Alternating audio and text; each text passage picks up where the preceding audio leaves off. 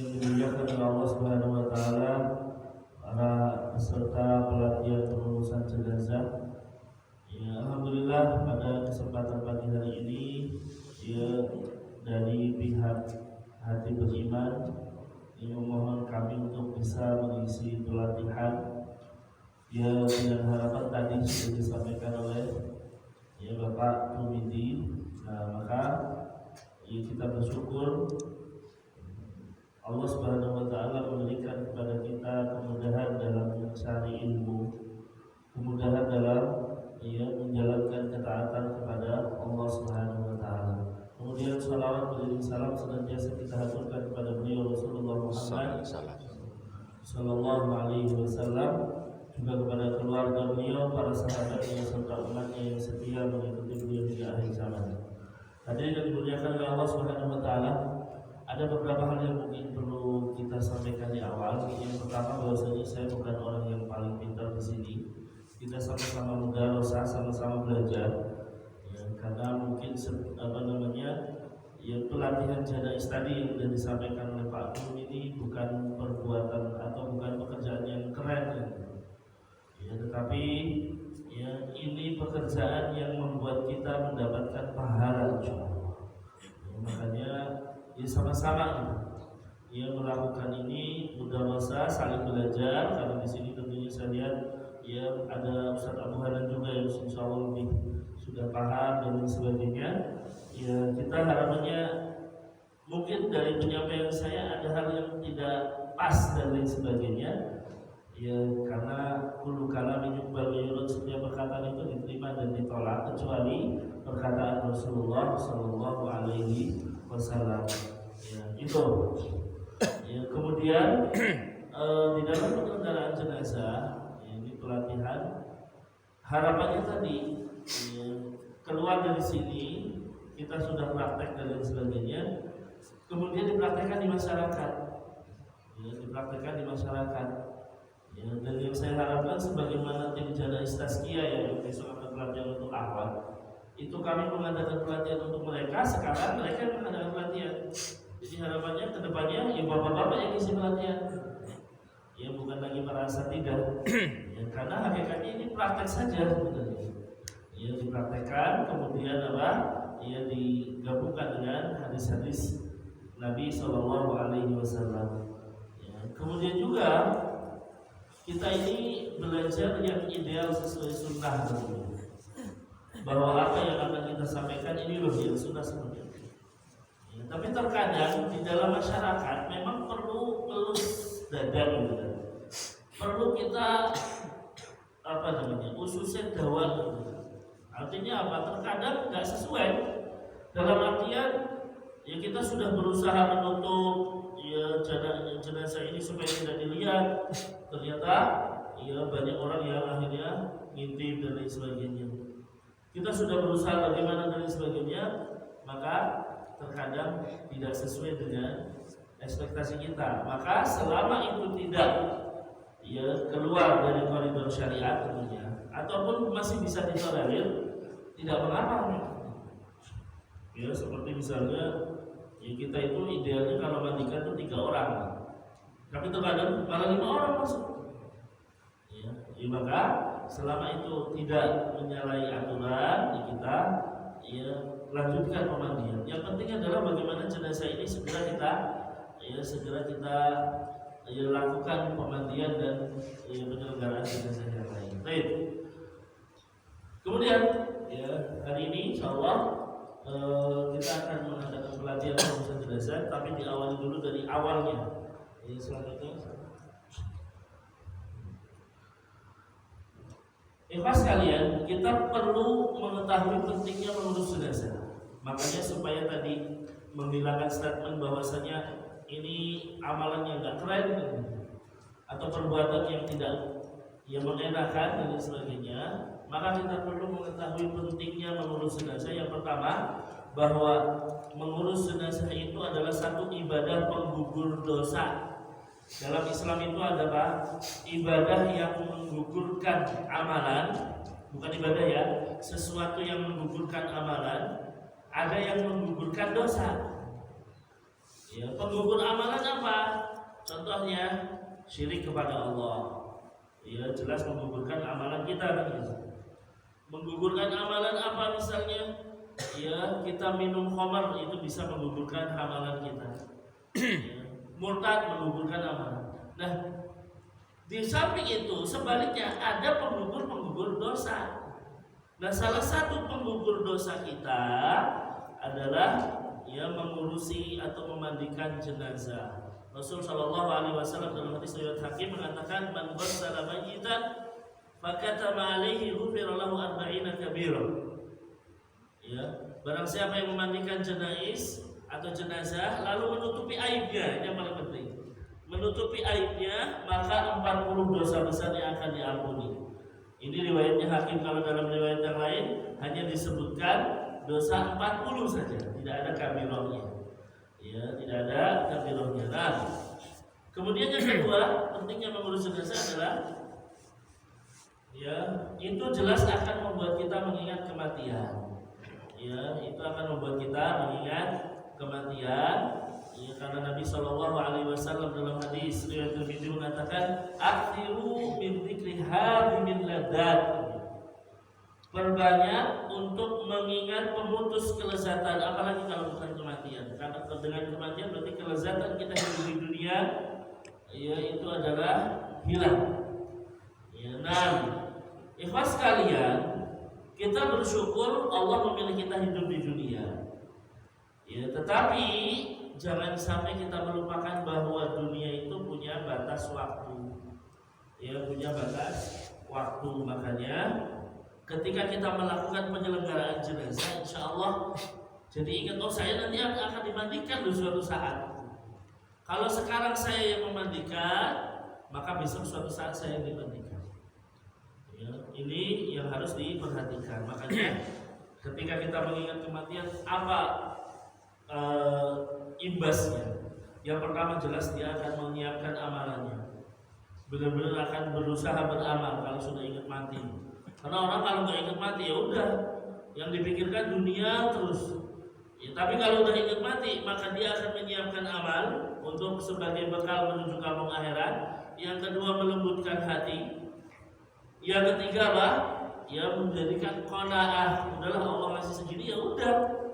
Ya, karena itu hanya di dunia.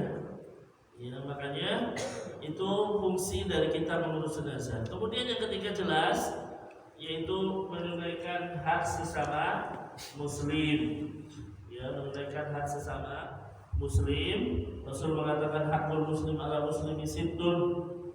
Yang di sini khamsun, dan riwayat yang lain sittun dan lain sebagainya. Ya, ruddas salam, raddus salam, yang pertama menjawab salam, wa iyadatul marid, menjenguk orang sakit, wa ittiba'ul janaiz. Ya, ittiba'ul janaiz ini. Ya, apa? Mengiringi jenazah. Para ulama mengatakan yang namanya mengiringi jenazah itu terbagi dua.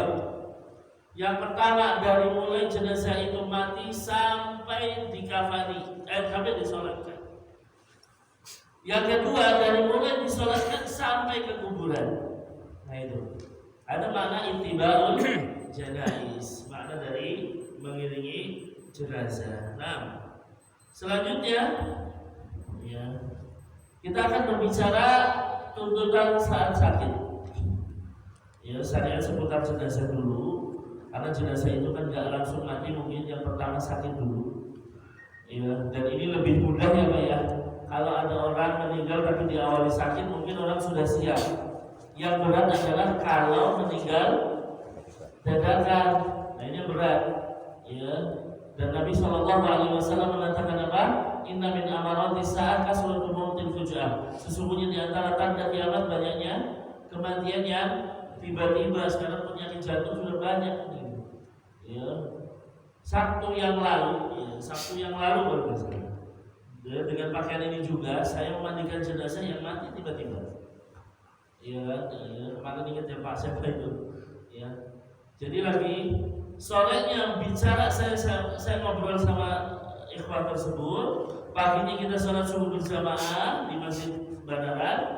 Ya, kemudian setengah 6 beliau olahraga muter. Ya, sebelum jam 6 beliau jatuh dan pingsan meninggal. Ya subhanallah. Tiba-tiba ya ini, maka ya apa namanya? Harapannya kita tidak meninggal tiba-tiba harapannya, karena tentunya ini akan membawa dampak dan luka yang berat bagi yang ditinggalkan tentunya. Tapi ya makanya setiap pagi dan sore jangan lupa zikir. Salah satu zikir yang menjadikan kita kalau meninggal saat itu akan masuk surga adalah sayyidul istighfar. Orang yang mengucapkan sayyidul istighfar, maka saat dia mati tiba-tiba saat itu pun insya Allah akan masuk surga. Kemudian di antara doa untuk menghindarkan kita dari kematian tiba-tiba adalah Bismillahirrahmanirrahim. La yadurru ma'asmihi syai'un fil ardi wala fis sama'i wa huwa samiul alim. Dibaca terus.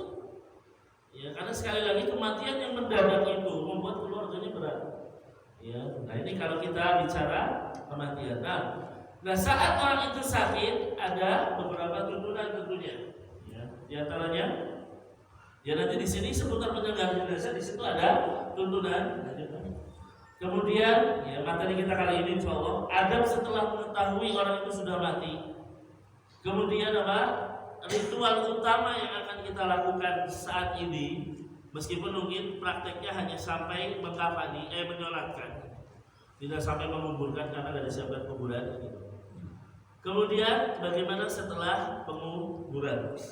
Nah, yang pertama tuntunan saat sakit. Tuntunan saat sakit. Yang pertama adalah ridho dengan takdir Allah Subhanahu wa taala.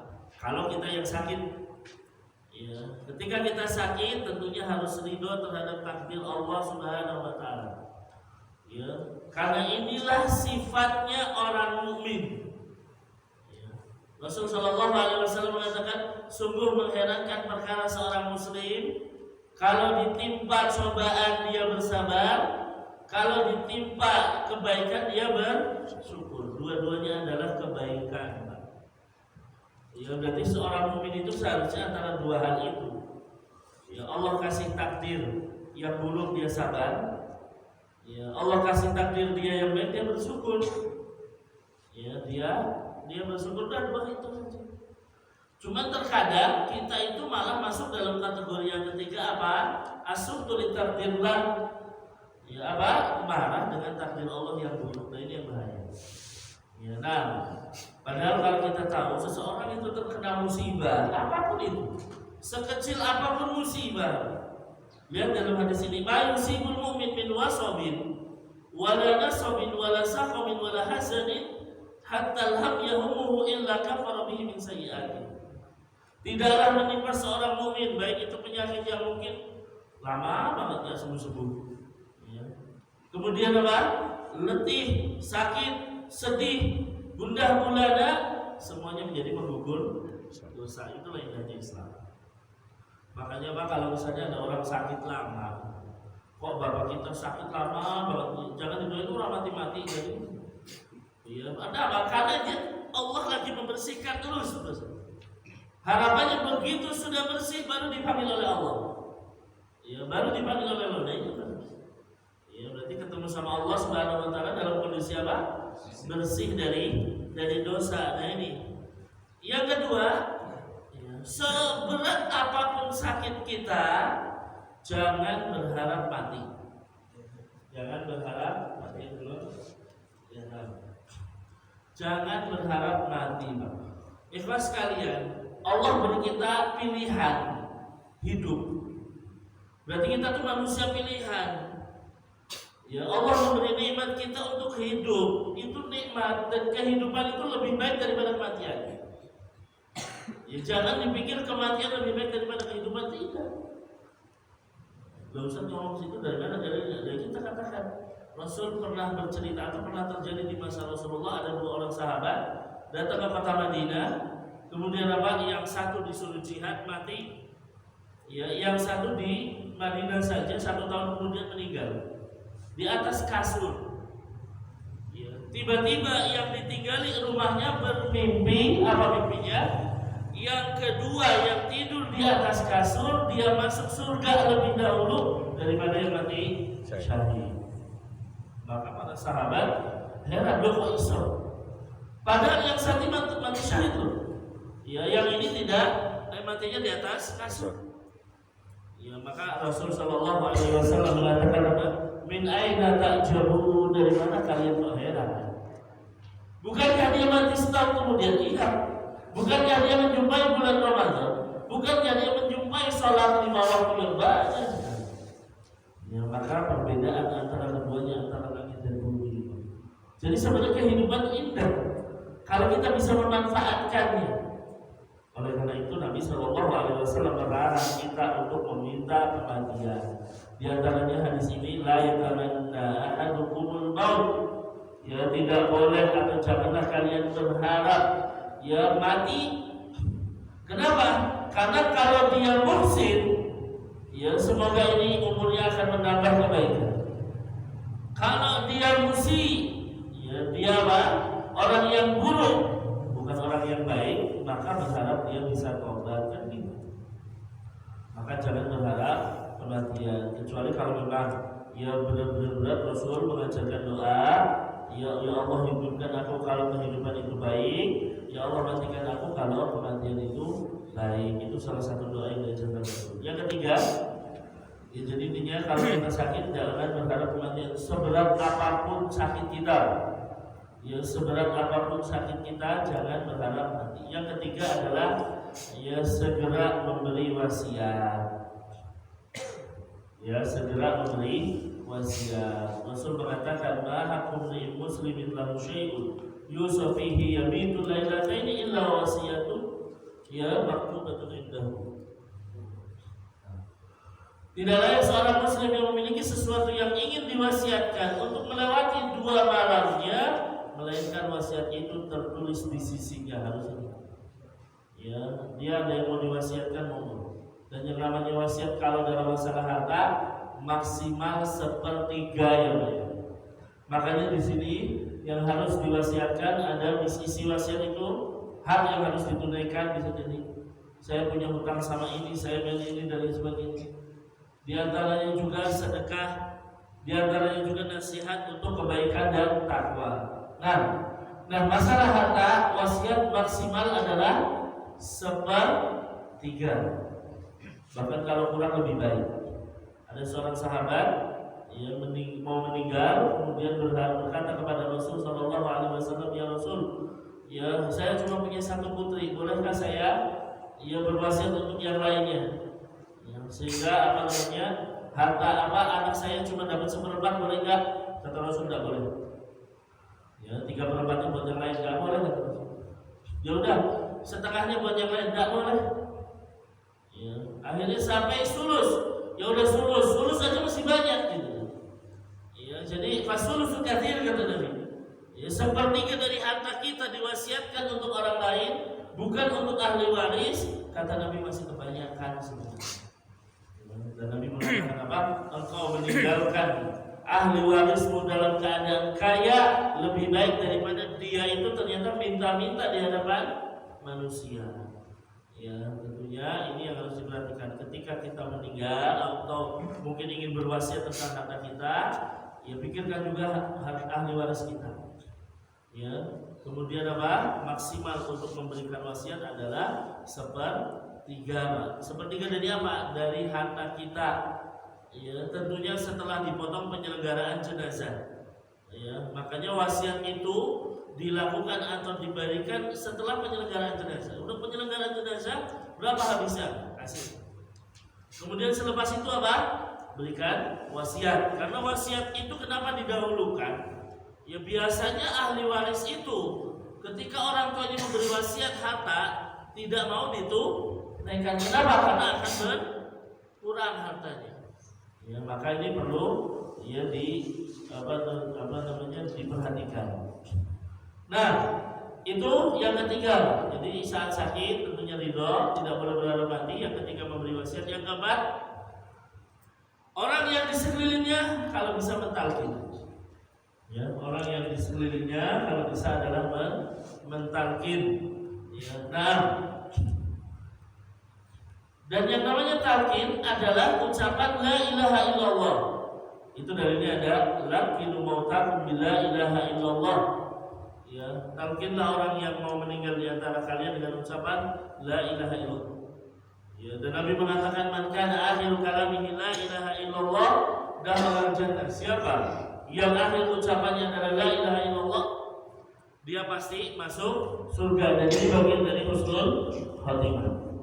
Makanya Pak, kalau melihat ya udah sakitnya parah, ya, kemudian dia mungkin mengucapkan sesuatu, langsung kita berbisik di telinganya. Ya, ucapkan la ilaha illallah. Sampai dia mengucapkan la ilaha illallah. Begitu dia sudah mengucapkan la ilaha illallah, sudah Pak, jangan terusin. Artinya berarti ini terakhir kalimatnya kan ya? Ternyata dia mengucapkan kalimat yang lain, talqin lagi. Begitu caranya mentalqin. Jadi kita bisikan la ilaha illallah sampai dia mengucapkan la ilaha illallah. Sudah, kita jangan terus mentalqin karena dia sudah mengucapkan la ilaha illallah. Ya, begitu ternyata kok dia nyerocos yang lain lagi, ucapkan lagi la ilaha illallah. Ya seperti itu cara mentalqinnya. Ya, yang penting ucapan dia terakhir adalah la ilaha illallah. Ya. Dan yang namanya talqin ya sesuai ajaran Rasul la ilaha illallah. Ya, karena sebagian orang khawatir, jangan panjang-panjang Ustaz, nanti khawatir dia coba mengucapin la ilaha meninggal. Qadarullah. Intinya apa? Yang diajarkan Rasulullah la ilaha illallah. Ya, pernah saya mentalkin la ilaha illallah, keluarganya marah-marah. Kepanjangan Ustaz. Allah aja, Allah lagi. Ya, maka kita katakan ya yang diajarkan Rasulullah. Ya. Nah, maka itu. Jadi ditalkin. Dia melihat orang itu ditalkin karena seseorang itu akan mengucapkan akhirnya ya sesuai dengan mungkin apa yang menjadi takdir di akhirnya. Innamal a'malu bil khawatim, karena amalan itu dilihat dari akhirnya. Kemudian selanjutnya yang terakhir adalah ya ketika kita menghadiri orang yang meninggal atau orang yang sakit, ya jangan mengucapkan perkataan buruk di sampingnya. Ini jangan sampai mengajarkan perkataan buruk di sampingnya. Hadis riwayat Muslim, Rasul mengatakan, "Idza hadartum maridha awil mayyita faqulu khair." Apabila kalian menghadiri orang yang sakit atau orang yang meninggal, maka ucapkanlah kebaikan. Kenapa? Fa innal malaikata yu'minuna ala ma taqulun. Karena malaikat itu akan apa? Mengaminkan apa yang kita ucapkan. Ya, termasuk ketika kita jenguk orang sakit, Pak. Mungkin Bapak punya pengalaman sakit itu atau pernah mendengar sakit itu. Ya, ada orang misalnya sakit ya, jantung misalnya. Tetangga saya jantung meninggal, gak boleh ucapkan ini. Ya, karena kadang-kadang nanti malaikat mengaminkan itu. Ya, yang ada harusnya kita ucapkan yang baik, insya Allah sembuh, yakin sembuh dan lain sebagainya. Jangan malah ngedonkan. Kemarin sih tetangga saya ya jatuh terus meninggal, langsung ini kan ngedonkan.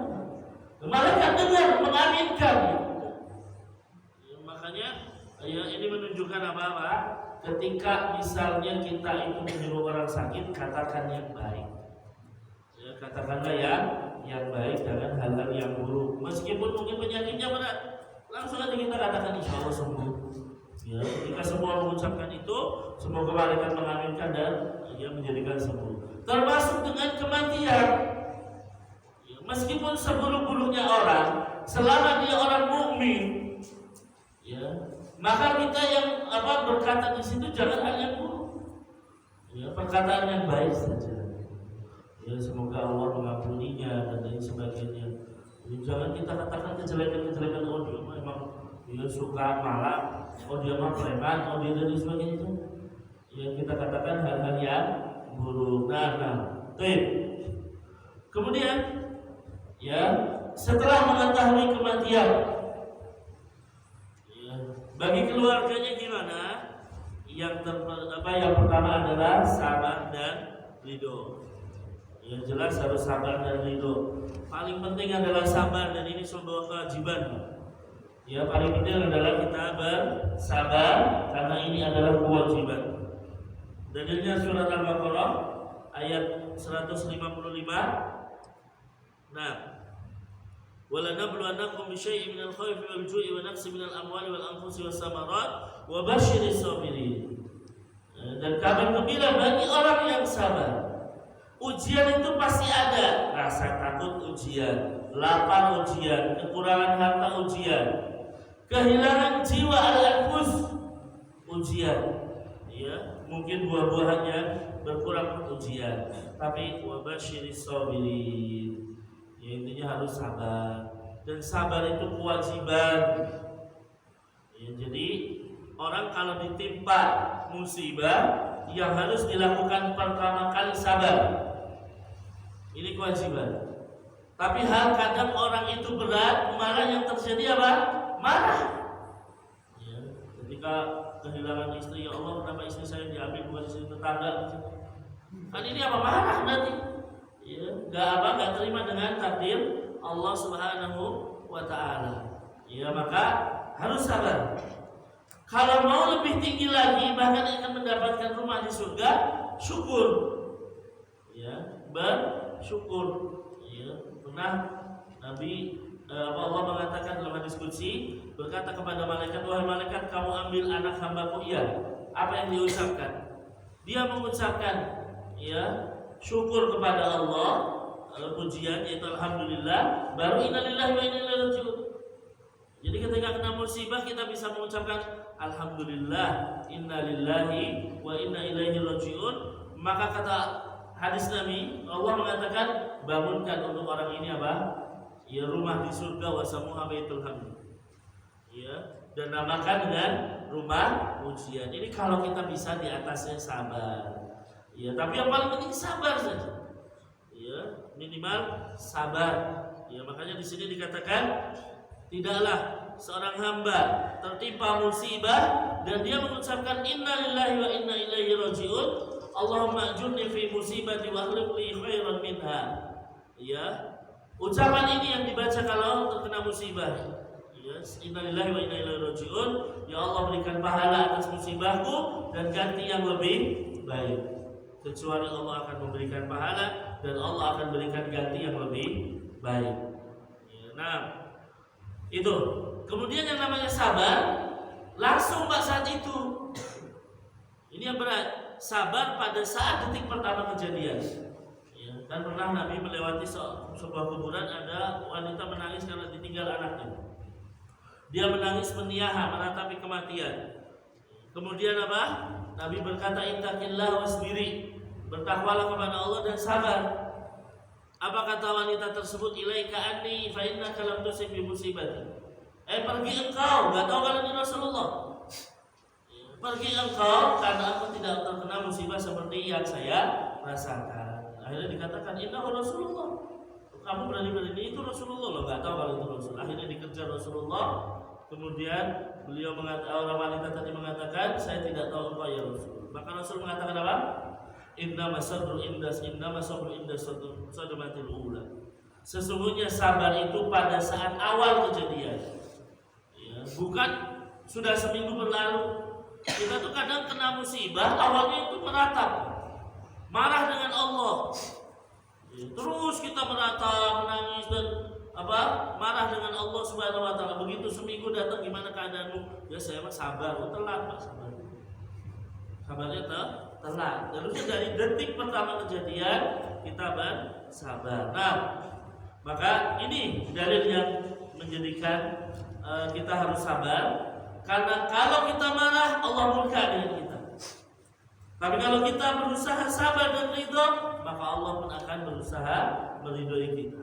Allah akan meridhoi kita. Nah, kemudian yang kedua, ketika kita mengetahui ada kematian, langsung kita pejamkan mata sang mayit. Ya, pejamkan mata sang mayit, kemudian juga berdoa. Jadi doa tidak hanya pas sholat saja. Ya, kita langsung doa. Nabi mengatakan, dalilnya adalah hadis dari Ummu Salamah tadi, bahwasanya Abu Salamah meninggal dalam kondisi mata terbelalak. Nabi mengatakan innal abda idza sesungguhnya mayit Idza qubida tabi'ahul basar. Mayit itu kalau pas dia dicabut nyawanya, itu akan diikuti oleh mata, dilihat sama matanya, ngelihat. Makanya Pak, dalam posisi nizam, ya, nizam itu maksudnya dalam posisi orang mau meninggal, itu sudah berbeda alam, sudah berpindah alam. Dalam artian yang dia lihat bukan alam dunia lagi, tapi alam barzakh. Makanya kalau nyawa sudah sampai kerongkongan, tobat itu ditutup. Kenapa? Karena dia sudah melihat alam yang berbeda. Ya, dan ini yang terjadi pada Fir'aun misalnya. Fir'aun itu dia mengucapkan keimanan pada saat nyawa sudah sampai kerongkongan. Makanya kalau ada yang mengatakan Fir'aun itu mati dalam kondisi beriman, ya ini jelas sebuah hal yang tidak benar. Ya. Nah, maka orang ketika nyawanya sudah sampai kerongkongan, yang dia lihat itu bukan alam dunia lagi. Ya, makanya disitulah apa? Dia ikuti terus. Ruhnya kemana? Dia lihat. Ya. Kemudian apa? Makanya langsung dipejamkan pada saat itu. Ya, pejamkanlah matanya, jangan sampai telat untuk memejamkan mata. Nah, kemudian pada saat itu berdoa, Allahumma ighfir li Abi Salamah warfa' darajatahu fil mahdiyyin wahlufhu fi aqibihi fil ghabirin waghfir lana wa lahu ya rabbal alamin wafsih lahu fi qabrihi wa nawwir lahu fihi. Kita ganti Allahumma ighfir lahu, langsung bisa. Kalau kita kenal misalnya namanya siapa, Allahumma ighfir li ya, itu. Ini contoh Abu Salamah, kita bisa langsung Allahumma ighfir lahu warfa' darajatahu fil mahdiyyin wahlufhu fi aqibihi al-ghabirin ila akhir, sampai akhir. Jadi itu yang disyariatkan oleh Rasul sallallahu alaihi wasallam. Kemudian posisi selanjutnya yang harus dilakukan adalah mengikat dagu dan melemaskan persendian. Ini memang tidak ada dalilnya. Perbuatan ini gak ada dalilnya. Cuman para ulama menjadikan apa? Bahwa ini adalah hal yang baik untuk apa? Menjadikan jenazah itu bisa mudah dimandikan, atau pemandangannya tidak menakutkan. Seandainya dia meninggal, mulutnya mangap kan menakutkan. Maka akhirnya apa? Ya, ini diikat. Wa hadza laisa minal bid'ah.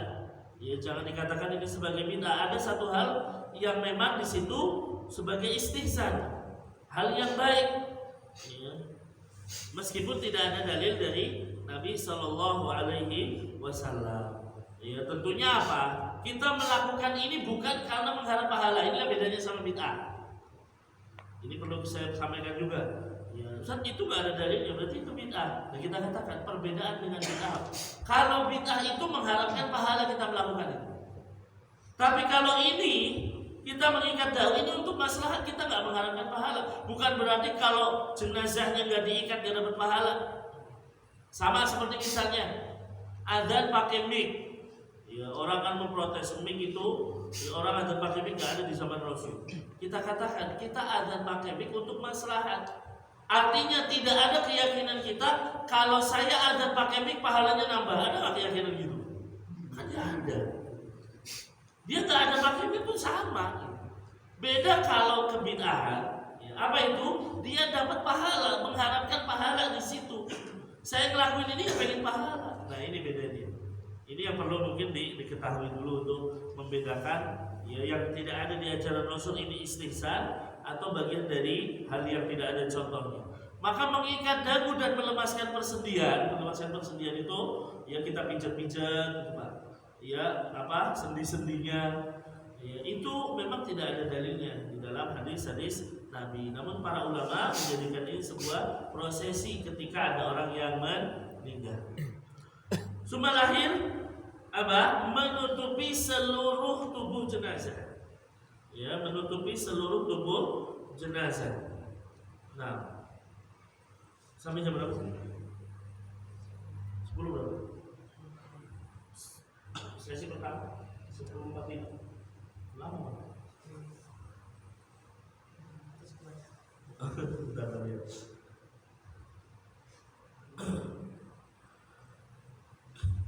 Kita sesi pertama sampai 10.30 berarti 30. Nah, berarti masih ada waktu. Nah, menutupi seluruh tubuh. Ya, jadi posisi orang yang sudah meninggal ditutup seluruhnya, seluruh tubuh maksudnya dari kepala sampai kaki. Ya, sebagian mengatakan cukup auratnya saja, cukup auratnya saja. Ya, wallahu alam kilahuma sahih. Cuman lebih tepatnya adalah menutup seluruh tubuh karena Nabi SAW ketika meninggal sujud bi burdatin hibarah. Beliau ditutup dengan kain hibarah, kain yang ada garis-garisnya. Ya, berarti ditutup semuanya kecuali orang yang sedang ihram. Ada di sini kecuali orang yang sedang ihram, maka itu tidak perlu ditutup ya kepalanya dan lain sebagainya. Kemudian di sini kalimatnya boleh membuka wajah, berarti kan ini ditutup semuanya. Ya, yang tetap ditutup semuanya. Ya. Nah, boleh membuka wajah kalau diperlukan. Dalam arti mungkin keluarganya ingin melihat, ya, kerabatnya ingin menciumnya dan lain sebagainya, atau teman-teman dekatnya pengen melihatnya, itu boleh. Tapi kalau ada maslahat dan ada yang diperlukan. Kalau ternyata misalnya ya pemandangannya atau misalnya karena kecelakaan kalau dibuka menakutkan dan lain sebagainya, ya kita nggak usah buka. Ya. Tetapi dalil pernah dibuka adalah bagaimana Abu Bakar dan Umar ya di sini membuka wajah Nabi Shallallahu Alaihi Wasallam. Ya berarti boleh. Ya. Nah, kemudian selanjutnya, ya tadi udah menutupi seluruh jenazah. Yang ketujuh adalah tidak boleh meratapi kematian. Tidak boleh meratapi kematian. Nah, dikatakan di sini dalam sebuah hadis riwayat Muslim, an-naihatu, wanita yang melakukan niyah, karena biasanya perempuan, laki-laki lebih tegar biasanya. Allah terkadang membuat dosa-dosa, ini dosa ini kebanyakan dilakukan laki-laki, dosa ini kebanyakan dilakukan perempuan misalnya. Ya seperti misalnya mencuri, Allah mengatakan wasariqu, diawali dengan laki-laki yang mencuri. Nah, ini an-naihah. Ternyata Rasul melakukannya dan menyebutkannya wanita-wanita yang meratap, karena kebanyakan yang meratap wanita, meskipun laki-laki yang meratap juga banyak. Ya. Orang yang meratapi kematian, ya, dan dia meninggal belum bertobat, lam tatub qabla mautihi atau qabla mautiha tuqamu yaumal qiyamati wa alaiha sirbalun min qatiran, ya, wa dir'in min jarab.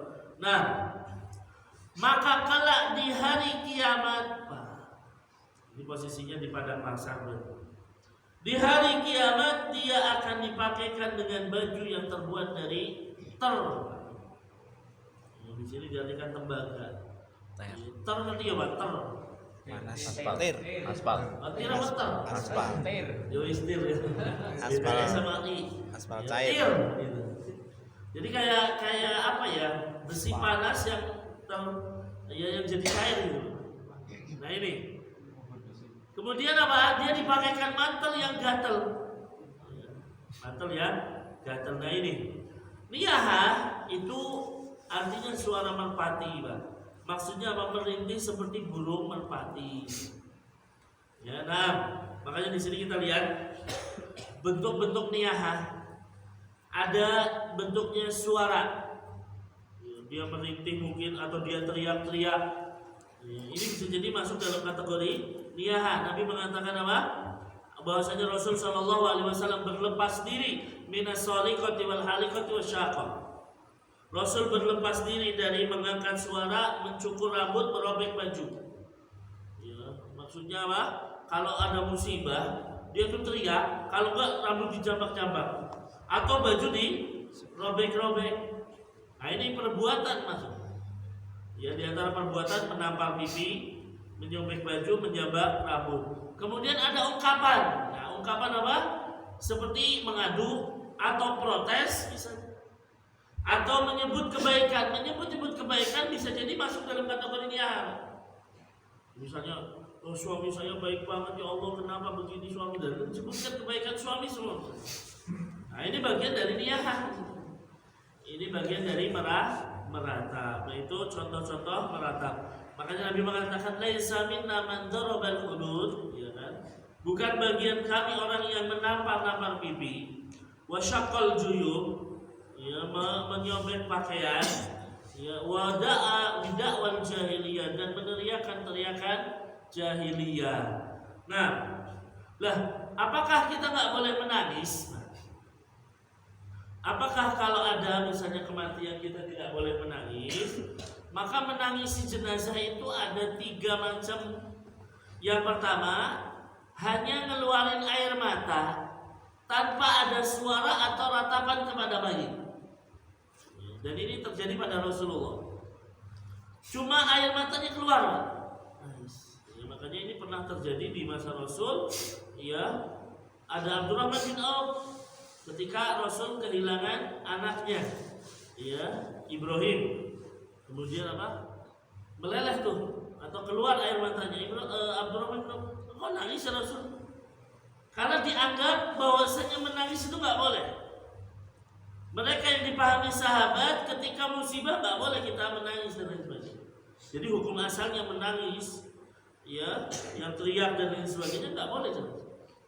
Tapi ternyata Rasul mengatakan, Inna Allah la yu'adzabu bidhammil 'ain wa la yahzan al-qalb wa innama yu'adzabu bihada aw yarham. Rasul menunjuk lidahnya. Allah itu tidak akan mengazab dengan turunnya air mata, ya, dengan kesedihan hati, tapi ia akan mengazab dengan lisan kita atau merahmatinya. Artinya apa yang terucap dari lisan kita apa? Kalau yang terucap adalah hal yang diridhoi oleh Allah, maka tidak akan diazab itu mayit. Ya, tidak akan diazab. Nah, kemudian Rasul mengatakan al-ainu ta'bad tadma. Mata itu mengalir, hati itu sedih, wal qalbu yahzan, wala naqulu illa ma yardur. Dan kami tidak mengucapkan kecuali apa yang diridhoi oleh Rabb-Nya. Wa inna bi firaqika ya Ibrahim lamahzunun, dan kami benar-benar sedih karena kehilangan dirimu. Ini yang pertama, menangis hanya keluar air mata.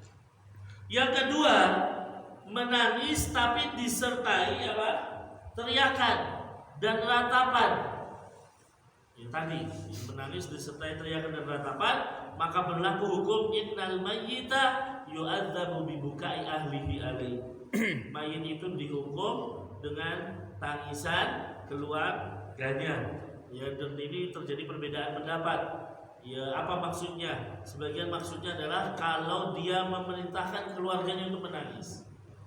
Ya, jadi kamu nanti kalau saya mati harus nangis terus ya, maka mayit ini akan diadab.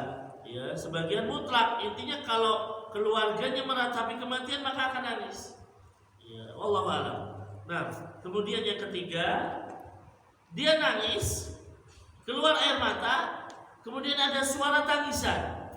Ada yang nangis kan cuma keluar air mata, tapi ini ada suara tangisan. Cuman tangisannya sekedar tangisan tapi nggak teriak-teriak, nggak meratap. Ini hal yang masih dibolehkan. Jadi dia menangis, cuma tidak teriak, ya, tidak meratapi kematian. Kemudian terakhir adalah tidak boleh na'yu. Ya, tidak boleh na'yu. Apa itu na'yu? Na'yu itu mengabarkan kematian, ya, dalam arti menyebutkan apa? Kebaikan-kebaikannya dan lain sebagainya. Hudzaifah mengatakan, "Idza mittu fala tu'dhini aw fala tu'dhinu bi." Kalau aku mati jangan kalian menyiarkannya. Kenapa? Karena aku khawatir itu bagian dari na'yu. Karena Rasul melarang dari na'yu. Nah, namun apa? Ya, di sini dikatakan na'yu itu adalah mengumumkan kematian di halayak ramai agar menghadiri prosesi pemakaman. Ini sebagian menerjemahkan seperti itu, yaitu Al-Imam At-Tirmidzi. Ya, kemudian Al-Imam Al-Qailubi mengatakan na'yu itu mengumumkan berita kematian dan menyebutkan kebaikan-kebaikannya dan membanggakannya. Nah makanya na'yu ini sendiri ternyata atau mengumumkan kematian ini pernah dilakukan oleh Rasul. Mana yang boleh, mana yang enggak gitu kan. Maka di sini kita harus ada tafsirnya. Ada yang boleh, ada yang haram. Nah, di sini supaya lebih jelas. Karena mungkin akan ada pertanyaan apakah mengumumkan di masjid ya untuk satu RT itu bagian dari na'yu atau tidak? Ini terjadi memang perbedaan pendapat para ulama. Di sini dikatakan yang boleh yaitu mengumumkan kepada kerabat, tetangga, atau teman yang bisa diharapkan doanya. Ya. Dan saya menganggap bahwasanya ketika diumumkan di masjid bagian dari yang pertama ini. Meskipun ya sebagian ustaz menganggap itu tidak boleh. Selama hanya sekedar ya supaya kerabatnya datang, supaya tetangganya datang, kemudian mendoakannya. Nggak perlu kita menyebutkan kebaikan-kebaikannya. Ya, nggak perlu kita membanggakan jenazahnya, dan itu yang namanya na'yu jahiliyah. Ya, membanggakan jenazah dengan cara menyebut-nyebut kebaikannya atau mengungkapkan kebetihan seakan tidak rela dengan takdir Allah, itu yang enggak boleh. Ya, tapi kalau sekedar kita panggil tetangga, biasanya kalau di RT itu kita umumkan di masjid kemudian datang kita bikin teratak dan sebagainya. Ya, ini bagian dari ta'awun 'alal birri wat taqwa di situ. Ya, wallahu a'lam. Ya, meskipun tentunya ada beberapa yang ternyata kemudian tahlil dan lain sebagainya. Wallahu a'lam. Ini masalah na'yu. Ya, ini masalah na'yu. Selesai pembahasan pengurusan jenazah yang pertama, muqaddimah. Saya percepat aja ini. Ini masih ya ada 25 menit. Kita masuk ritual yang kedua. Yang pertama, masuk yang paling utama adalah memandikan jenazah. Memandikan jenazah.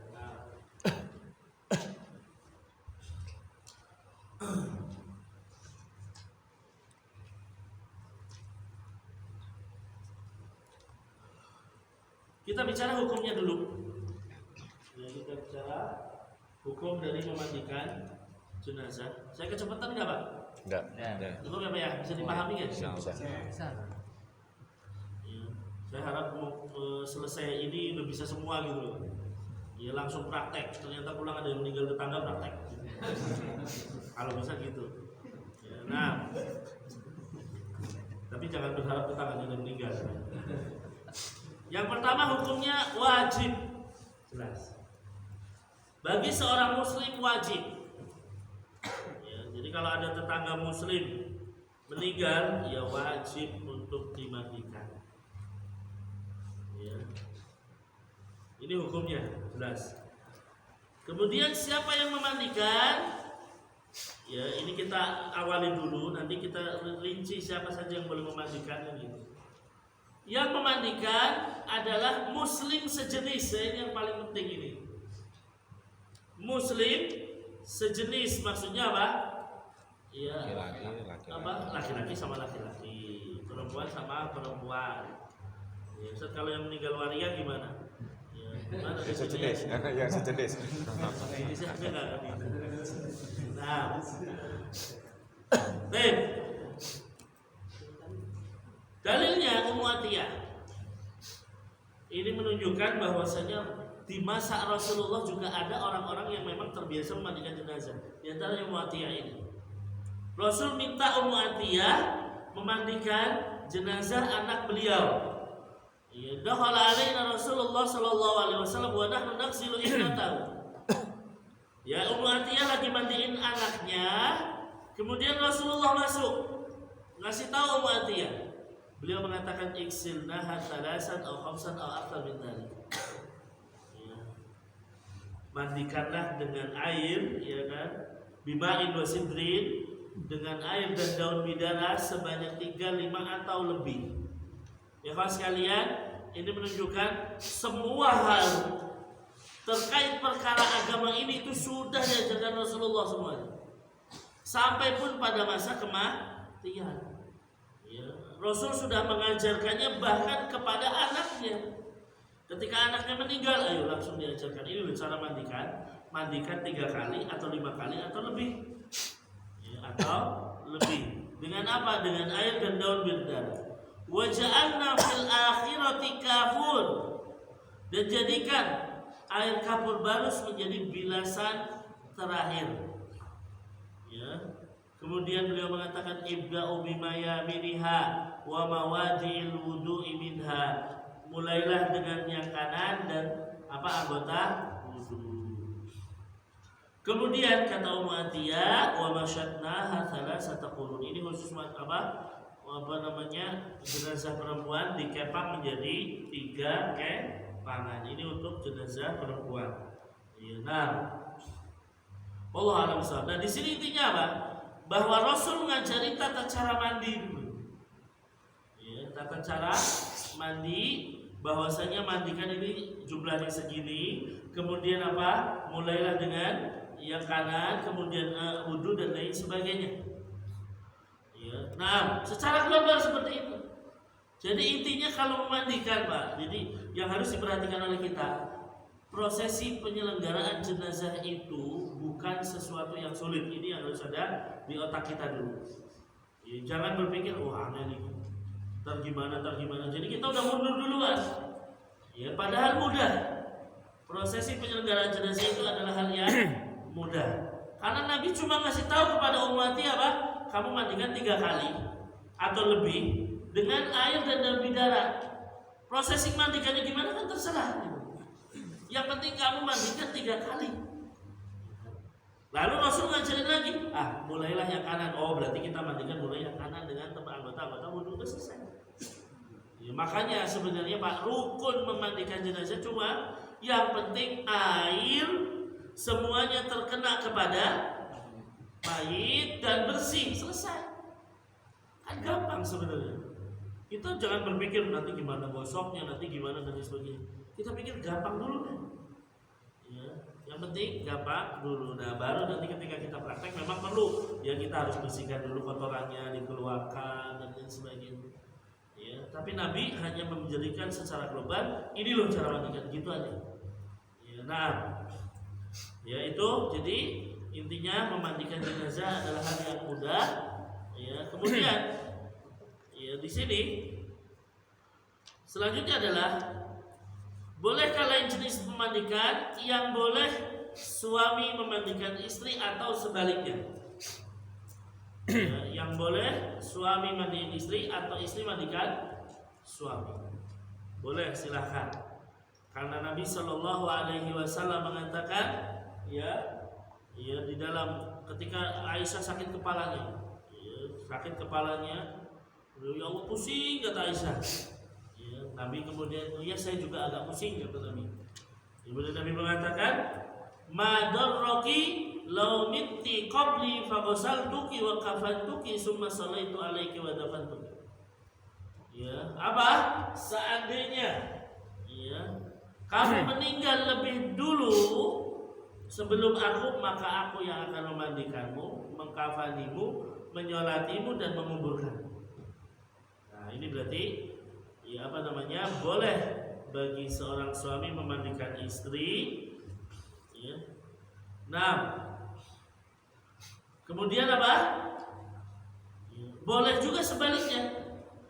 Di antara contoh yang memandikan istrinya adalah Abu Bakar As-Siddiq. Beliau meninggal dimandikan oleh Asma, istri dari Abu Bakar As-Siddiq. Ini menunjukkan bahwa seorang pasangan hidup boleh memandikan pasangannya. Meskipun sebagian ulama di antaranya Abu Hanifah mengatakan tetap tidak boleh karena dengan kematian sebenarnya mereka sudah bercerai. Tapi yang benar adalah jumhur ulama, Al-Imam Syafi'i, Al-Imam Malik dan lain sebagainya mengatakan bahwasanya pasangan hidup boleh memandikan pasangannya. Ini asal sudah sah ya. Tapi kalau misalnya kok nggak sah ya nggak boleh. Berarti belum jadi istri. Kemudian jenazah anak kecil boleh dimandikan oleh lawan jenis. Anak kecil, kalimat anak kecil yang belum balik. Kalau sudah balik ya boleh. Kalau sudah balik tidak boleh. maka yang dimaksud anak kecil di sini yang belum balik, meskipun nanti ketika memandikan akan menyentuh ya auratnya, yang namanya aurat anak kecil kan gitu. Nah ini ada pendapat bahwa boleh ya bagi lain jenis memandikan lain jenisnya dalam kondisi terpaksa, ya, atau mahram boleh memandikan lawan jenis tetapi dibasuh dari atas kain, tidak menyentuh langsung. Wallahu a'lam. Ya, namun kami lebih berpendapat seandainya perempuan yang memandikan perempuan, laki-laki yang memandikan laki-laki, kecuali hanya suami istri, ya, kecuali hanya suami istri. Nah, dalam kondisi terpaksa ternyata tidak ada perempuan, ya, kami lebih menyarankan tayamum, ya, ditayamumkan saja tapi tidak dimandikan, ya, wallahu a'lam. Nah, itu jadi boleh memandikan. Ya, kalau misalnya istri memandikan suami, kalau istrinya satu yang mandikan satu, kalau punya 4, alhamdulillah. Berarti yang mandikan 4, ya, insya Allah ya maksudnya ya. Amin. Nah, siapa yang paling berhak? Nah, di sini. Mulai di sini kita lebih. Siapa yang paling berhak? Yang paling berhak adalah yang diwasiat. Jadi kalau misalnya sebelum meninggal, mayit mengatakan saya berwasiat nanti yang memandikan fulan, berarti dia yang lebih berhak untuk memandikan. Ya, dia yang paling berhak untuk memandikan. Ya, karena itu yang paling utama yang diwasiati. Tapi tentu yang diwasiati harus sesuai dengan syariat. Artinya misalnya kok kita meninggal, pokoknya saya yang wasiati janda sebelah yang nggak boleh. Itu nggak boleh. Maka tidak sesuai syariat. Jadi harus sesuai syariat. Ya, yang mandikan saya nanti tetangga saya tapi laki-laki, silakan. Ya, masih yang mandikan saya nanti fulan dan lain sebagainya. Ya, nah, ini kemudian yang kedua, makanya ini yang perlu diperhatikan oleh kita ketika di masyarakat itu kebanyakan yang akan memandikan bapak modin. Nah itu kan. Ya, yang kami sesali atau ini adalah ketika yang meninggal wanita ya tetap yang memandikan. Nah, ini ada di beberapa daerah seperti itu. Nah, inilah fungsi kita berdakwah di sini. Makanya kita menjadi seorang relawan janais salah satunya untuk itu nanti dakwah. Ya, bisa jadi mungkin dengan ucapan kita, dengan apa kita nggak diterima, tapi begitu kita bisa menjadi relawan, oh di RT ini ada yang bisa memandikan sudah sesuai sunnah, ya bisa jadi itu menjadi lahan dakwah kita, ya lahan dakwah kita. Maka di sini ya perlu berbicara baik-baik tentunya kepada keluarga, ahli waris dan sebagainya. Yang kedua, yang paling berhak jelas ahli waris. Ahli waris itu dimulai dari mana, Pak? Dari jihatul ubuwah dulu, dari ayah atau kakek ke atas, karena ayah dan kakek itu bisa lebih baik. Kemudian baru anaknya, ya baru ya jihatul ukhuwah, saudara-saudaranya, saudara kandung, saudara sebapak, saudara seibu. Kemudian kalau nggak ada baru dari arah paman-pamannya. Ya, jadi ada ubuwah, bunuah, ukhuwah dan umumah namanya. Ya. Ayah ke atas, anak ke bawah, cucu, saudara-saudaranya, kemudian paman-pamannya. Ya, paman-paman ini maksud paman dari ayahnya, al-am walisal khol. Ini yang paling berhak.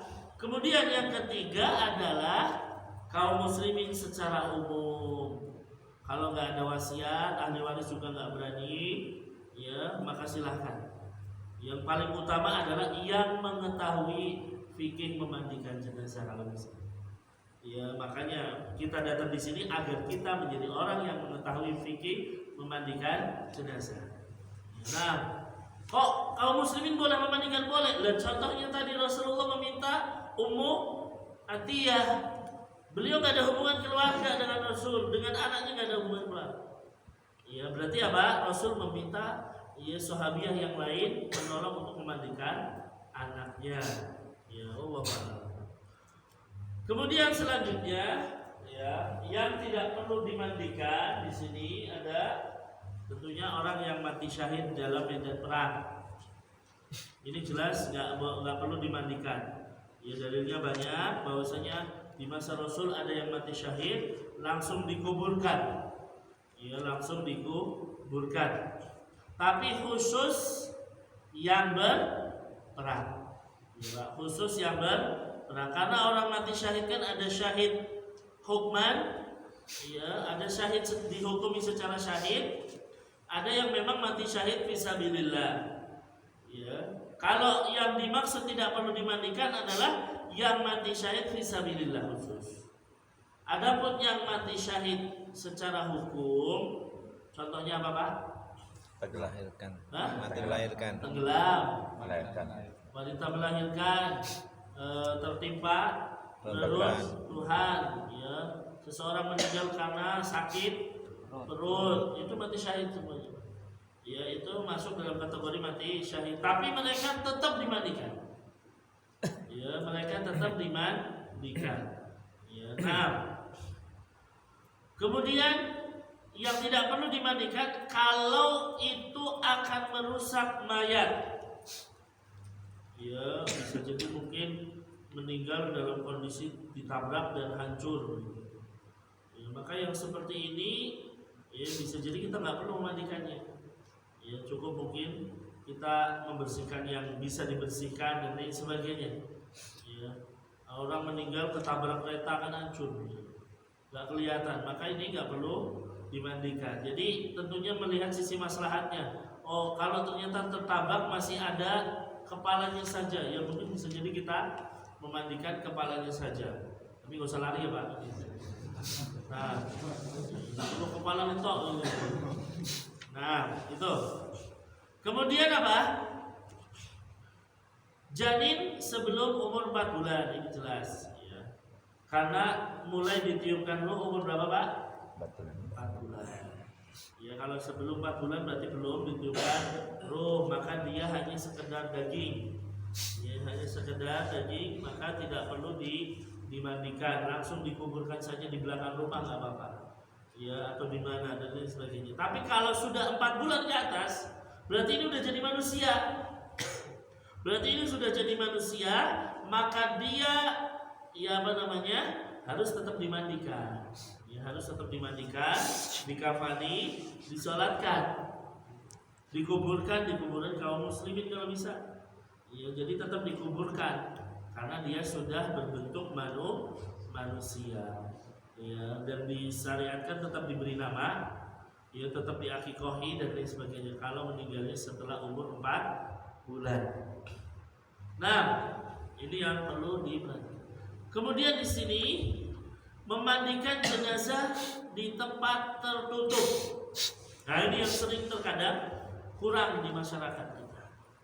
Makanya saya berharap ketika nanti ini sudah belajar terus di tim ya, kemudian bisa dibuat satu tim yang makanya minta kepada mungkin dari hati beriman, selepas ini siapa yang pengen jadi relawan daftar ya, daftar ke masjid misalnya, daftar yang mau jadi relawan ini, nah dia siap dipanggil kapan aja ya, ada meninggal di mana, udah ini nomornya panggil, ayo mas tabrakan. Nah tim ini punya semuanya kalau bisa ya, punya kain untuk penutup, punya apa namanya sarung tangan, punya semua peralatan untuk mandikan ada kalau bisa langsung.